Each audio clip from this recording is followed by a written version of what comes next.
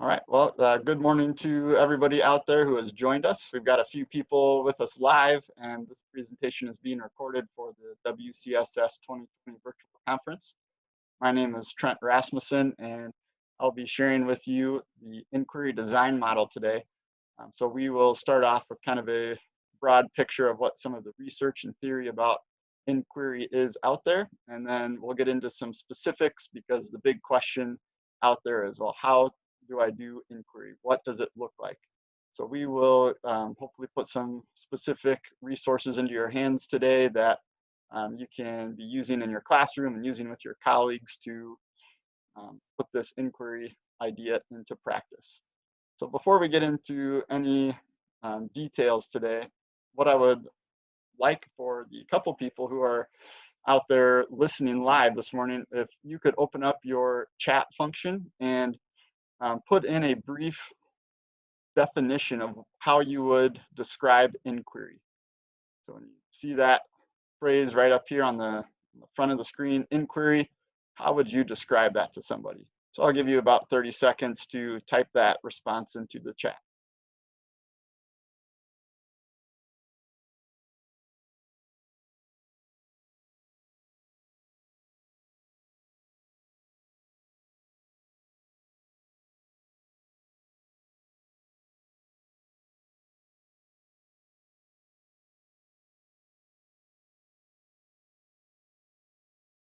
So we got a few more people just sign in. So right now, if you can welcome, and I'm just asking you to put in your definition of inquiry into the chat box on Zoom, and just to see the variety of different ideas and approaches to inquiry that we have out there right now.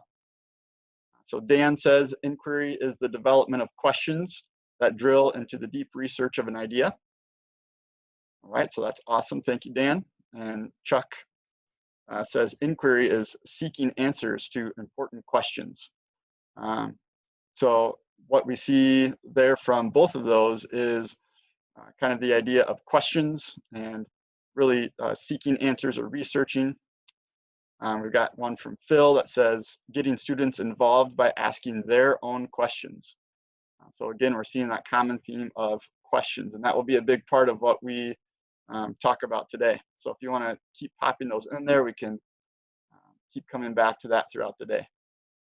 So a little bit about myself, inquiring into my background. I grew up in the great state of Iowa, so sorry for those of you who are against Iowans, but I am a big Iowa Hawkeye fan. So I've got that going. I graduated from Wartburg College in Waverly, Iowa for my undergraduate degree with a psychology and history teaching certification. And when I moved to Wisconsin, I picked up the Broadfield social studies license as well. I recently graduated from the graduate program at UW-La Crosse for educational leadership. And for my teaching experience, I started off my full-time teaching at Johnson Creek Middle School, teaching 6th through 8th grade historical literacy, which we were really heavy into inquiry and disciplinary literacy. It was an integrated ELA and history course across the 6th through 8th grade span. So that was a really formative time for me as far as getting into the literacy aspect of social studies. I spent a few years after that at DeForest Area Middle School teaching 7th grade geography with Joe Pockle as my 7th grade PLC partner for that class. And Joe has been a longtime member of the WCSS board. So that was a really great experience, being able to work with a quality veteran teacher as well as a department. So I enjoyed my time there. And I recently, this past summer, moved to a position at CESA 11 up in the northwest corner of the state.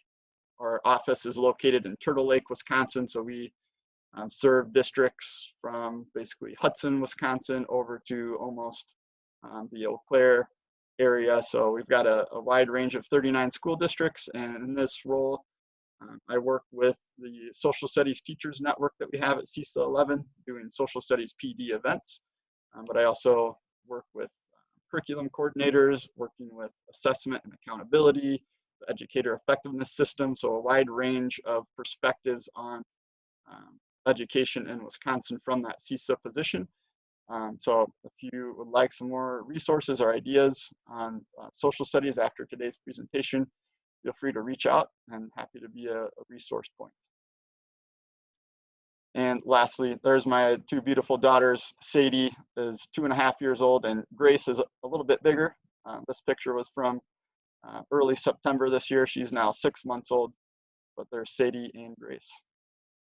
I've got my contact information at the end as well, but if you want to reach out via email or give me a call, reach me on Twitter, there is my information right there. All right, so the K-12 inquiry standards that came out from the state mirror the C3 framework inquiry arc, and the definitions that a few of you put into the group chat all center around questions. So that is the big piece that drives and kicks off this inquiry strand. And today we'll be talking about all of these inquiry standards as we go through. But gathering and evaluating sources is the broad K-12 standard, but there is a lot packed into that second inquiry standard. And then that argumentation piece with the third standard is huge, especially with the inquiry design model. And that helps students to communicate and critique conclusions.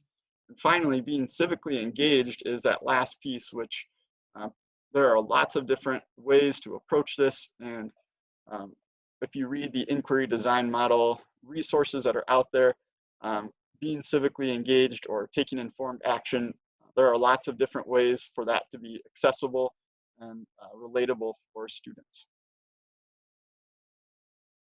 So big picture with inquiry. This is a snapshot taken from page 7 of the Wisconsin Social Studies Standards PDF. And we see that with the 5 content strands that we have in the social studies standards, inquiry is surrounding all of them. It is taking everything and integrating it as not only just a separate inquiry strand that we teach sometimes, but integrating it really as an instructional framework and a way of thinking. So that's the big challenge, I think, is to take this way of thinking and make it come alive with whatever content strand or strands that we are working within, because this graphic also represents the other instructional shift that, if I am teaching a history course, for example, I need to also be thinking about how history interacts with geography or political science or economics, and be teaching standards outside of just that history realm. So this is the C3 framework inquiry arc, which demonstrates how you can move through an inquiry from a conceptual frame of mind. And there are lots of flexibilities with how to work with inquiry.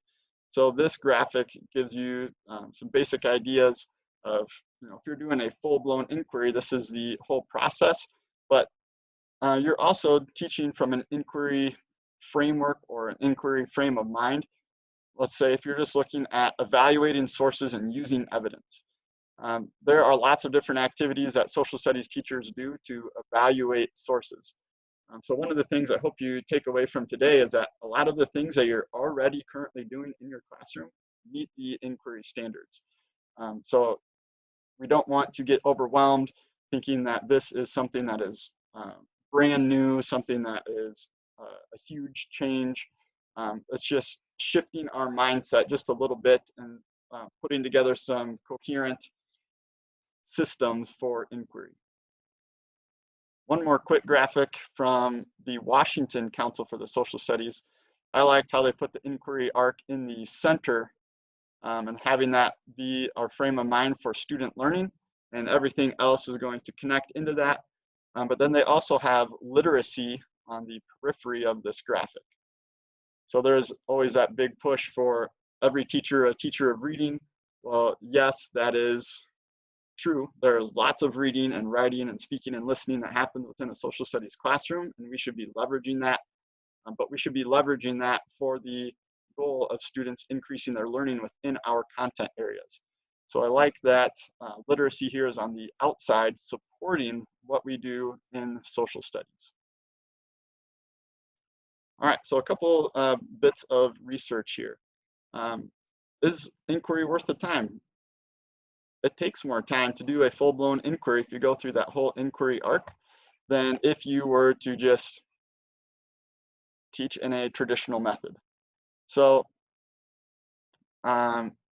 if you would like to dig deeply into the research, there is a link here on the Inquire Ed blog post. Inquire Ed is a K-6 inquiry-based curriculum product that I would highly recommend looking into. It is they've got some really great curriculum for elementary social studies, but they also have lots of great free PD resources, including videos and blog posts and webinars that are offered to teachers even outside of their subscription. So you could take a look at that. But the quick synopsis of the inquiry research is that inquiry, as we probably know from experience, leads to deeper learning. And that deep learning is really valuable for students to be able to take both the content and the skills with them. Research also says that inquiry is best when it's teacher supported. So there's the idea that inquiry can sometimes be freewheeling and that the teacher doesn't have a strong role in the classroom, but the research suggests that that's not the case, that with inquiry, the teacher role is just as important, if not more important than ever. Inquiry also is equitable. Students who come from disadvantaged backgrounds or who may actually be further behind in their academic level, actually inquiry has shown to accelerate and improve student learning outcomes because it increases the engagement and the level of thinking for students. And generally speaking, inquiry leads to better student outcomes both academically and socially in the classroom. All right, so that's a quick synopsis. So if you want to read more details about that research, you can go to that blog post. But again, just bringing us back to how do we make this relevant to Wisconsin, to not only our inquiry standards, but also to the content strand standards. So you might be thinking, all right, what do I do now? How do I do this inquiry? So one of the answers out there is the inquiry design model. This certainly is not the only answer, and although inquiry design model can be pretty structured and formulaic, there's also lots of room for flexibility and teacher creativity. And the inquiry design model first came out after the C3 framework was adopted and put together in 2013. So over the last 7 or 8 years or so, the inquiry design model has continued to evolve as teachers have experimented with this and tested with it. And the C3 Teachers organization has continued to put out great resources to support inquiry in your classrooms. So the inquiry design model is something that can be applied K-12. And there's both ways of looking at this horizontally as well as vertically. So you can start in kindergarten and plan a series of inquiries that kind of go along horizontally as kindergartners develop their inquiry mindset within social studies, and ways to integrate that with their literacy work as well. But there's also vertically that is hugely important, that if we want students to get to 12th grade and graduate college, career, and civic ready, that ideally students are learning social studies from an inquiry frame of mind all the way from kindergarten through 12th grade. And I think what the inquiry design model does is give a coherent framework for having those conversations across the spectrum, because it is something that can be applied and can be done all the way from kindergarten through 12th grade, which I think is pretty unique. And there are also, as we'll take some time to look, c3teachers.org has already built teacher-tested, teacher-designed inquiries that you can pull right off their website and put into place. So you don't have to create these inquiries all on your own from scratch. They've got them from kindergarten through 12th grade across all the social studies disciplines. So this is kind of getting back to that idea of teacher-supported inquiry, that the fear, I think, with inquiry a lot is the free inquiry, that the teacher standing outside of the pool and they don't really have a direct role in the student learning. They're just kind of in a supervisory position. But what the inquiry design model starts off with is a structured inquiry, where you teach students the routines, the habits of mind that students need for inquiry, and you are, so to speak, in the pool with them doing the inquiry right alongside and guiding their every move. Eventually, you can move to more controlled inquiry, where students are taking on some more independence, some more control over their thinking, and then to guided inquiry, where at times you are guiding them, you're taking them along in the inquiry, and then, all right, here's your chance to show some more independence. And then I think if you look at the social studies standards or inquiry, by the time students get to 12th grade and they're graduating from high school, students should be able to do a free inquiry if we are teaching to the standards, especially looking at that K-12 progression. So a few things from the C3 authors. These three people here are S.G. Grant, Kathy Swan, and John Lee. And these three were the co-lead authors of the C3 framework, and they are also the directors of the C3 Teachers Organization that continues to support implementation of the C3 framework and the inquiry design model. So they say in their first book, inquiry-based practice is student-centered, but it only works if teachers play a key role in seeding a productive environment. So again, these leaders in inquiry are highlighting the very important role that teachers are playing. They also say that content and skills matter in the C3 framework, but they do not matter in isolation. So I wanted to point this out because I think inquiry also gets the rap, and I've kind of fallen into this a little bit at times in my teaching career, is that, well, it's about the skills. Well, yes, the skills are very important, but skills separated from meaningful, rich content is not very worthwhile. So it's really important to find that balance between content and skills, helping students build that knowledge. And a quick little side note here is that recent research has been coming out showing that a lot of the achievement gap that we see in our schools is actually could be traced back to a gap in content knowledge. So with social studies being diminished in the elementary levels, that's actually leading to less content knowledge for students as they access more complex texts and more complex ideas in the upper grades. So the content is key. I'm not going to read this whole quote, but I wanted to include this here, coming from the latest inquiry design model book called Blueprinting. And this really gets to the idea of question, tasks, and sources. And this is really the heart of inquiry. And that's what we're going to be getting into today. So the inquiry design model, I guess this is the most simple representation of it, and they call it the blueprint. Every inquiry design model has a one-page blueprint so that you can see what this inquiry is all about in one page. And teachers can take that blueprint and they can adapt it to their own needs, to their own curriculum, or they can read the full inquiry design model description where the teacher who has designed the inquiry has kind of laid out their instructional steps. And they're sometimes are 4 pages long, sometimes they're 20 pages long because they include the sources in them. But this blueprint right here shows you everything that an inquiry is going to be all about. So that's something that I really appreciate about the inquiry design model, is that you can look at this one pager and get a sense of, yes, this inquiry is for me, or no, I need to find something else. So I mentioned questions, tasks, and sources. And when the C3 Teachers Organization started off with the inquiry design model, there was kind of the idea or the recommendation that first you work with questions, and then you progress to developing the tasks, and then you progress to finding your sources. And in a sense, that is kind of the case. However, the most recent thinking from Swan, Grant, and Lee is that questions, tasks, and sources are the foundation of inquiry. They are interrelated, and there is no specific order, but thinking about the questions, tasks, and sources is what makes social studies unique. It is what is the essence of inquiry in our discipline. So we have to think about how we design inquiries and design these different parts of the inquiry, but this is what we build upon. Now with question, tasks, and sources, you can be taking that all the way up to your whole curriculum framework and develop your whole class around question, tasks, and sources in this inquiry design model.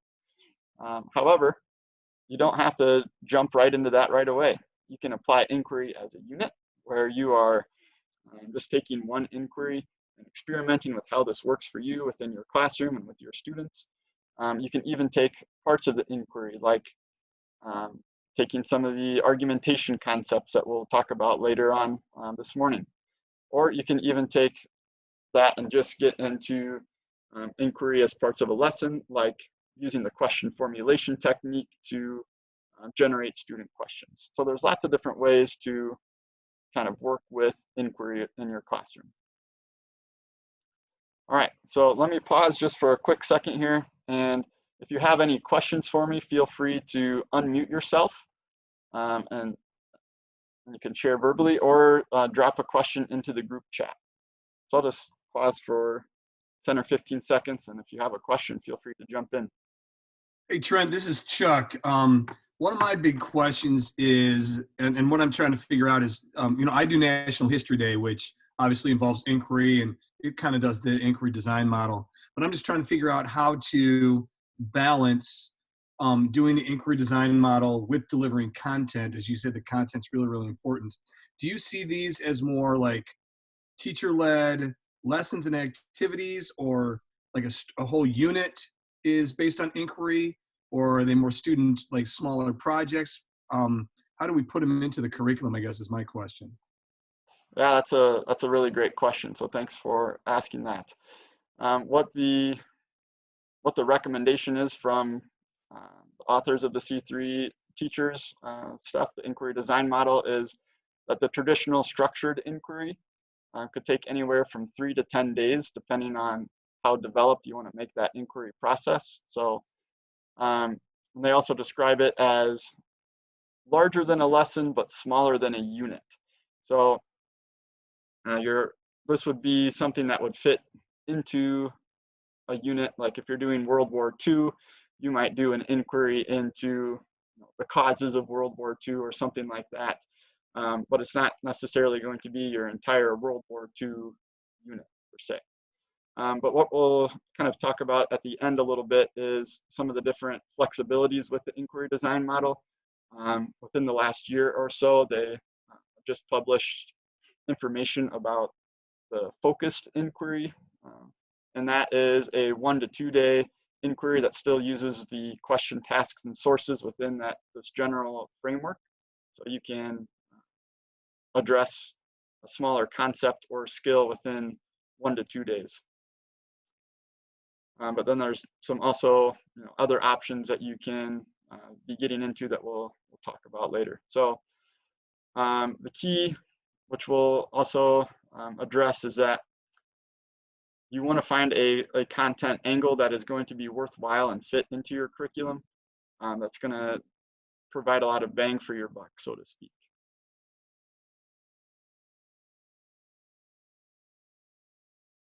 All right, any other questions at this point?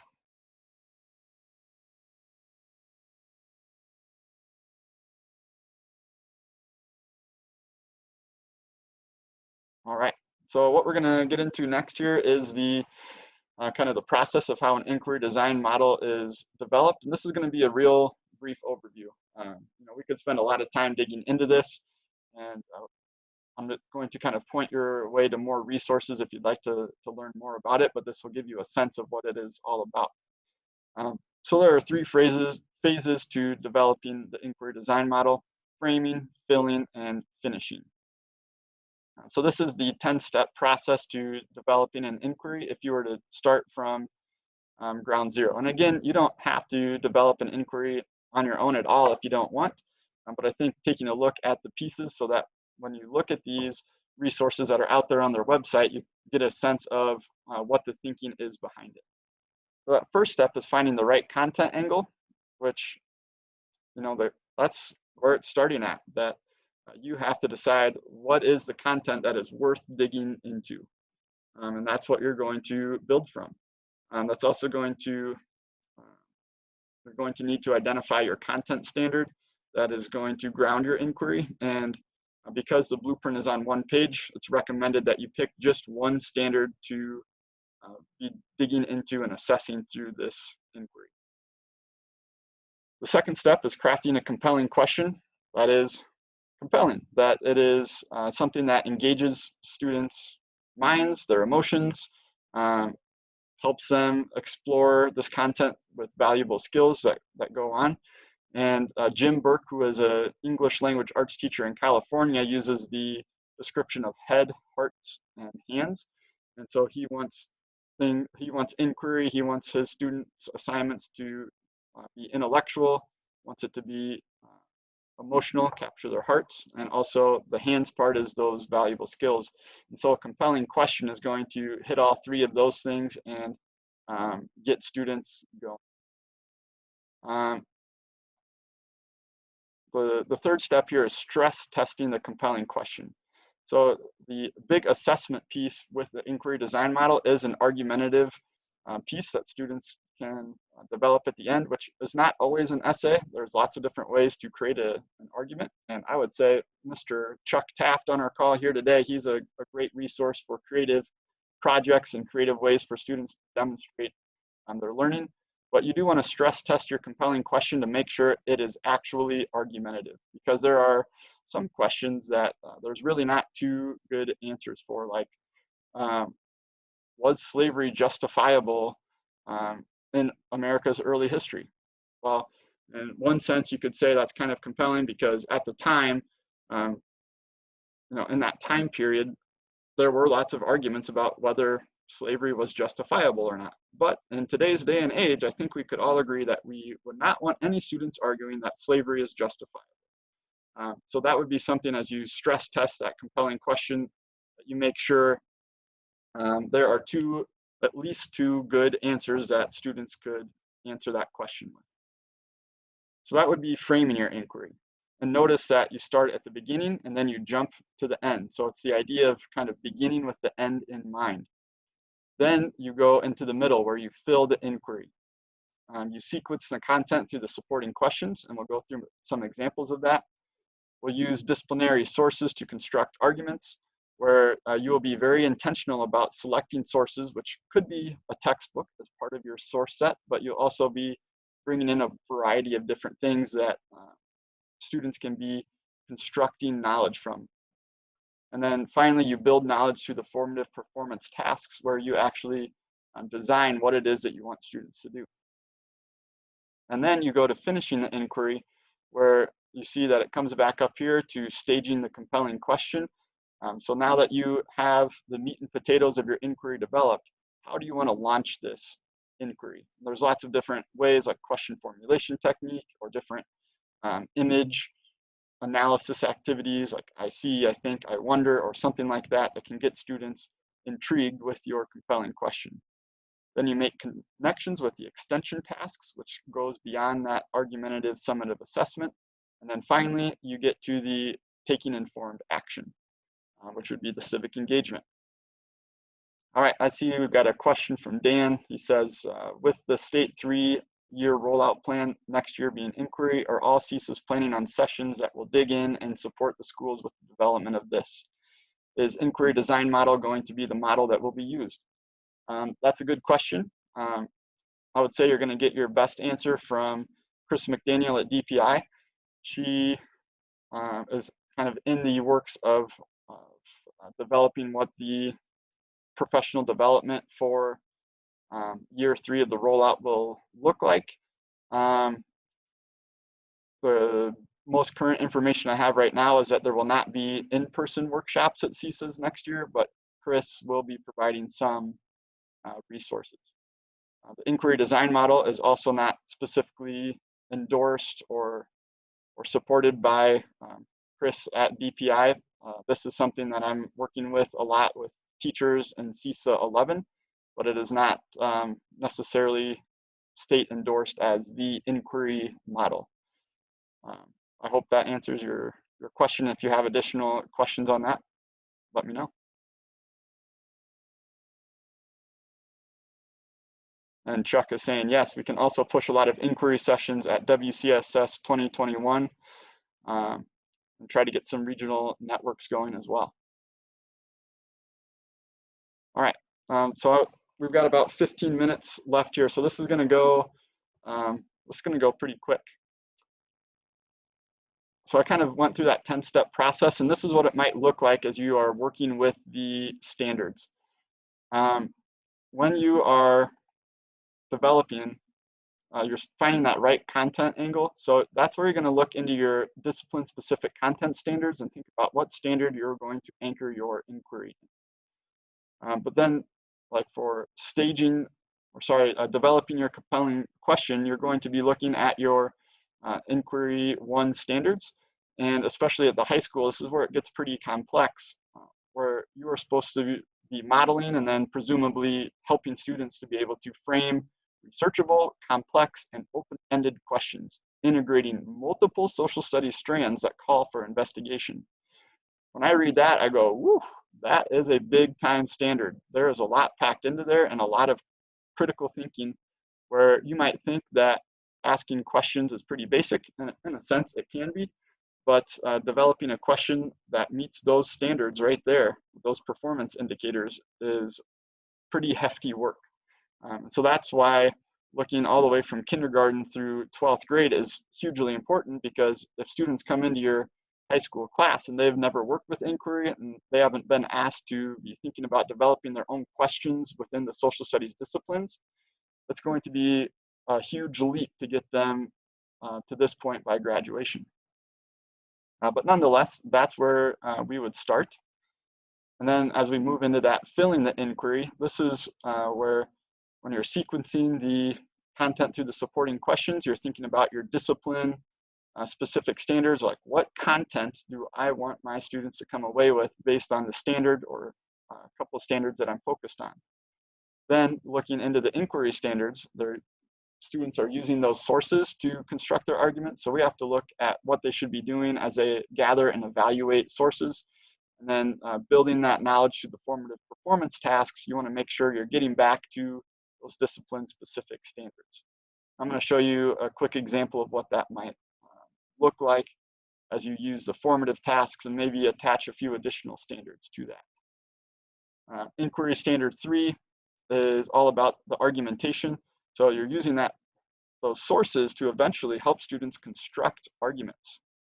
They need to be able to take that knowledge, take what they have in front of them and be able to synthesize it and put a coherent argument based on evidence, which is definitely a valuable social studies thing to be addressing, but it also, as we talked or mentioned literacy earlier, that's a huge disciplinary literacy skill that can be applied to many different disciplines. And it goes right along with communicating and critiquing conclusions. And that critiquing conclusions could be something where students are sharing their arguments with each other and examining the strengths and weaknesses of each other's arguments, providing some feedback to each other. And that could be a great opportunity as well. And then with that, finishing the inquiry, I guess what I would point out is that with the extension tasks, which I know we don't have a lot of time to get into detail there, but your big assessment of student learning is that summative argument. The extension task is something that goes a little bit further beyond that and personalizes that learning to students. But you definitely want that to be grounded in the discipline-specific standards. And then the taking informed action or civic engagement is that last part. And what I would point out for our standards in Wisconsin is that the wording here is to explore opportunities. So you don't have to get into these huge civic engagement opportunities where students are, like going to City Hall or planning a protest or something huge that goes outside of the school walls. It can go outside of the school walls, and there's lots of great opportunities, but there's also civic engagement opportunities right inside your classroom where students can be practicing the habits of civic engagement in our disciplines. So big picture here, discipline-specific standards are running throughout the entire inquiry because the content and skills matter. And this is my interpretation, where I see the Wisconsin inquiry standards fitting into this inquiry design model is that inquiry 1 is up here at the top. Inquiry standards 2 and 3 are huge here in the formative tasks. And inquiry 3 and 4 are most prevalent in the argument and an extension, and inquiry 5 shows up with that taking informed action. One quick note here, coming back to Chuck's question earlier about how to fit this into the whole curriculum. The recommendation would be that the first part all the way down to argument would be what makes an inquiry an inquiry. You have to stage the question and have students work through their formative performance tasks as they analyze sources and eventually come to their own argumentative response to that compelling question. Now, where you can find some flexibility with your timing here is to end an inquiry there. The inquiry design model works in that way. And then if you have the time and flexibility, and if you think it is worth the time in your curriculum and in your scope and sequence, then developing extensions and civic engagement opportunities can be very worthwhile, but it is not a requirement to do the extension and the civic engagement. So hopefully that can also maybe alleviate some of that pressure on the time demands. All right, if we had more time in our session, I would be asking you to go to c3teachers.org and do some digging around in there to see what inquiries are available. There are almost 400 inquiries in the database on that website. So I am pretty confident that there is something in there that could relate to your curriculum. It's searchable by grade level and subject area. So I would recommend, if you're finding this interesting, to go to the website and check out what is out there available for you. This is another resource. This is kind of a freebie that I put together for teachers. You can open up this link and you can print off on an 11 by 17 inch page the inquiry, or not just the inquiry, but the whole standards by grade band. So like you could print out the grade 6 through 8 standards on a front and back 11 by 17 page. So you can have that right in front of you instead of scrolling through all of the standards in the document, which is a couple dozen pages that you're working through. So if you'd like to check that out, there's a free one for you.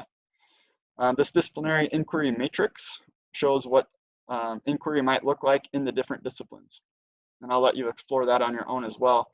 But now I'm going to show you real quick an example of an inquiry that I put together about Martin Luther King Jr. And here is the blueprint.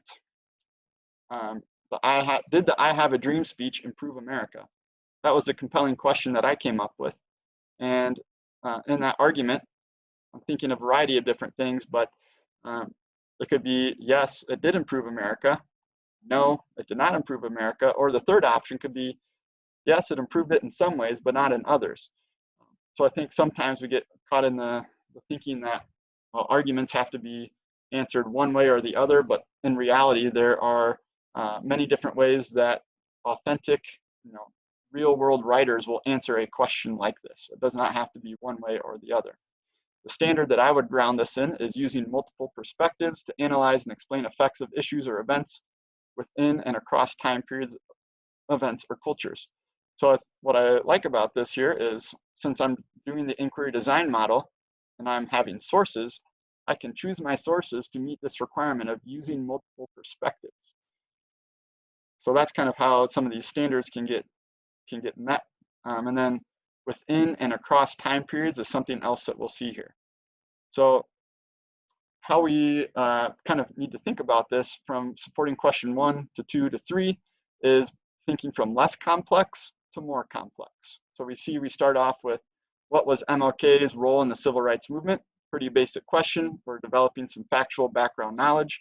Then we're getting to a why question about why his speech is considered to be so significant. And then what impact did that speech have on American society?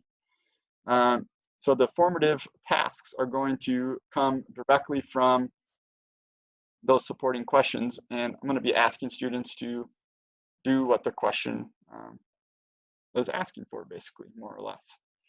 And the sources that I have here, a variety of different things that can give students different perspectives. So we've got a basic timeline for that first question, but like this source right here, how his speech changed the world. It provides how his speech changed not only the United States, but how people across the world resonated with this. We've got the actual speech, and then some images, which I strongly recommend using images because it is accessible to all learners. And then in the last source set, there's an interview from Martin Luther King Jr. III, which provides some current perspective. So again, I mentioned the standard within and across time periods. So this is speaking to how has his speech played out over time and what's our current state of affairs in the United States. And then an analysis of the dream from the Pew Research Center put some statistics to what is playing out in American society today. So I mentioned the extension tasks and the taking informed action, but here's an example of what this actually would look like. So I had students answer the question, did I have a dream speech improve America? Then their extension task was to investigate an issue of inequality in today's American society that relates to a line in King's speech. And that's kind of building off of this source right here. For example, one of these talks about how incarceration rates have increased dramatically for African Americans, while other folks have not, white people specifically have not had higher incarceration rates since the 1960s. So students then prepare a 60-second speech that summarizes the issue and recommends a solution. So that right there could also be your civic engagement, because that's something that students do for civic engagement.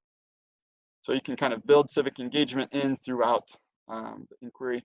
And then if I was going to do an additional taking informed action, I would have students understand by identifying one statistic or story from your own investigation or a classmate's inequality speech. Explain why the one statistic or story you chose is powerful, and then write a dream speech for the next 55 years about the inequality issue you selected. Record your speech via a digital format. All right. Yeah, so thanks, Chuck, for putting that link to the text set into the chat. So you can feel free to use this, and someday it might get published on the C3 Teachers website. And then just real briefly, this is the full inquiry. So just kind of scrolling through, I put in some notes about how you might teach each part of the inquiry. So this is what I was talking about with the blueprint versus the full description. And the other thing I wanted to point out real briefly here, because we're running a little short on time, for my formative performance tasks, I tagged in some additional standards from Wisconsin that I could use to do some formative assessment with my students. So I did not put this in the blueprint because the blueprint needs to be 1 page, and putting in this additional information made it longer than 1 page.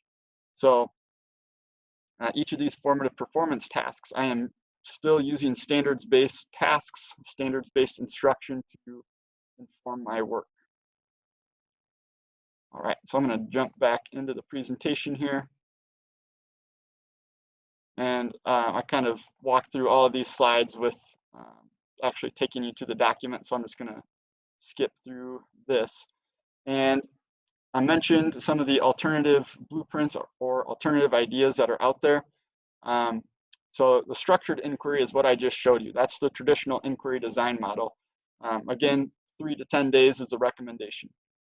The embedded action is an alternative where, like, if you don't want to take more time at the end of an inquiry to do civic engagement, you can build that civic engagement into your formative performance tasks, so that when students are done with their formative performance tasks, they have already done some form of civic engagement. The focused inquiry, so I'm going to go back there to the timing. Embedded action, since you are not doing taking informed action at the end, still generally within that 3 to 10 day frame, but it could definitely, I think, be more to the 3 to 5 days, since you are doing the civic engagement right there within the formative performance tasks. And there are more specific resources on the website to see what that would look like. The focused inquiry is the 1 to 2 page inquiry design model, or sorry, not 1 to 2 page, 1 to 2 day inquiry design model, where you're focused on a specific concept or skill, and you would reduce your formative performance tasks and questions to either 1 or 2, so that you can move through that more efficiently. And you also wouldn't do the extension or taking informed action if you're keeping it to 1 or 2 days. The guided inquiry, as we're kind of mentioned in the standards of moving towards more student-driven inquiry would be you're going through, like say, formative performance task 1 and 2, and you are structuring that and making that more teacher-directed. Then you get to formative performance task 3, and then you provide students some open-ended opportunities to research or investigate something related to your inquiry compelling question. So it's kind of some opportunities to let go of the reins, so to speak, for students to be working with that. And then the student-driven inquiry is basically what it sounds like. Students have the opportunity to design their own compelling question, to go out, find their sources, develop the questions and the tasks that go along with those sources, and formulate an argument. So basically the students are developing their inquiry design model, and I have not specifically done this whole inquiry design model from a student-driven framework, but from the resources I've read, students will report that it is very rigorous to search through all of the sources that you could use to answer a question and select the few resources that you would include in the inquiry design model. So those are some of the alternatives. And I've got that linked to a page on the C3 Teachers website that kind of describes those in a little bit more detail. This is also linked to the C3 Teachers page that has the 3 books that are currently published, and there will be more to come on this, I understand. But this first one is Understanding the Inquiry Design Model, really gets into the research and theory behind question, tasks, and sources and how that relates to the model itself. The second book gets into more detail with that 10-step process of developing your own inquiries. And this book, which just came out in November or December this past year, gets into those alternatives, which I just briefly touched on, some of the different ways to do inquiry with this model, but also how to make it as a curriculum, not only within your class, but across the K-12 progression. So there's some really great ideas about how to do that. Some additional inquiry process videos beyond the inquiry design model, but also there's a C3 Teachers on YouTube, so they've got a few videos on there. A few other websites to point out: Read, Inquire, Write comes from the University of Michigan.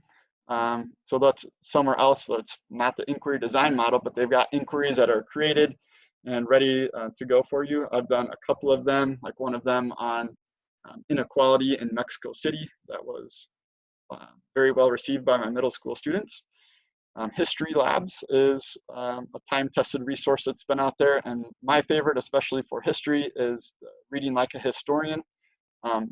It's a great place to start for inquiry and having sources that are ready to go, framed around a compelling question. And then Inquire Ed, I mentioned at the beginning, has elementary curriculum, which is a pay-for subscription, so it's not free, but they do have free professional development opportunities out there, and they do inquiry webinars on a regular basis that I have gotten a lot. Stacy, thank you for posting some additional resources for MLK. I mean, yeah, there is a plethora of great resources for MLK out there. So, I mean, you could definitely select different sources to plug into the inquiry design model that I put together and kind of adapt that to sources that you find most compelling. Thanks for sharing that. One quick thing here would be to just invite you and let you know that on August 3rd and 4th at CESA 11 this summer, we will be hosting an Inquiry Design Model 2-day workshop where on day 1, Dr. John Lee, one of the co-authors of the Inquiry Design Model and the C3 framework, will be here presenting with us. And day 2, I will be facilitating that workshop. So you can kind of read about what we'll be doing here, but the basic premise is that from the curriculum, instruction, and assessment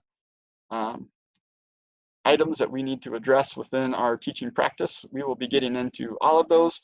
And at the end of the second day, our goal is that you would be walking out of the workshop with an inquiry design model created that you could take back to your classroom, as well as being well versed in all of the inquiry resources that are out there for you.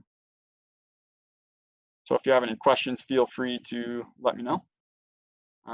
And then I've got some additional resources on a handout specific to the inquiry design model, as well as some other resources that I shared with CESA 11 social studies teachers up here a few months ago. And I would also appreciate if you could take a few minutes, well, actually just 1 minute, and if you went to this bit.ly link and just give me some plus delta feedback on what you liked, what could be changed about this presentation, and if you have any additional questions, love to follow up with you, and happy to continue the inquiry conversation. It's definitely a big topic within our state and really around the country with social studies. So thank you for taking the time to join us live for those of you that were here, or for taking the time to watch the recorded presentation. Thank you very much, and feel free to reach out at any time. Have a great day and good luck with all of the different changes that are happening with our schools right now. So take care, everybody. And Trent, real quick, I want to thank you on behalf of WCSS for spending time with us today and for recording this. This is super valuable stuff, and I want to thank everybody who was involved, sticking around and listening. I think that Trent, this is just looking at some of the things that you have on there, and then also going to that IDM site. I really think it would take a little work, but I think these are great possible topics and activities that can be used distance learning wise. Yeah, you definitely could be facilitating that and having students do those different tasks. They've got the digital sources all linked up, so we're pretty much ready to go for sharing virtually if that's what you need to do. You just got to figure out how you're going to do it within whatever framework and within whatever whatever technology and timing that we're going to do with our distance learning. But I mean, I just looked at the one. I always have a debate about the New Deal. Was the New Deal a positive step for society? And I just found there the IDM has an inquiry arc model for, was the New Deal a good deal? I love that. So I think this is great stuff to play around with. I think that it can work for our current situation. So it's not just kids, reading and answering questions. It's actual digging into history and doing that inquiry design and the inquiry arc. So thanks again for presenting this and giving everybody a lot of food for thought when we have some time to think here. Yeah, absolutely. Happy to help out with WCSS, great organization supporting our social studies teachers, as you guys all know. And I know that was pretty quick. Like, we could spend all day digging through that content and really discussing and dissecting it. So if you have any follow-up questions or anything, just let me know. Let me know what I can do to help out. All right. Thanks a lot, buddy. Really appreciate it. You bet. Take care.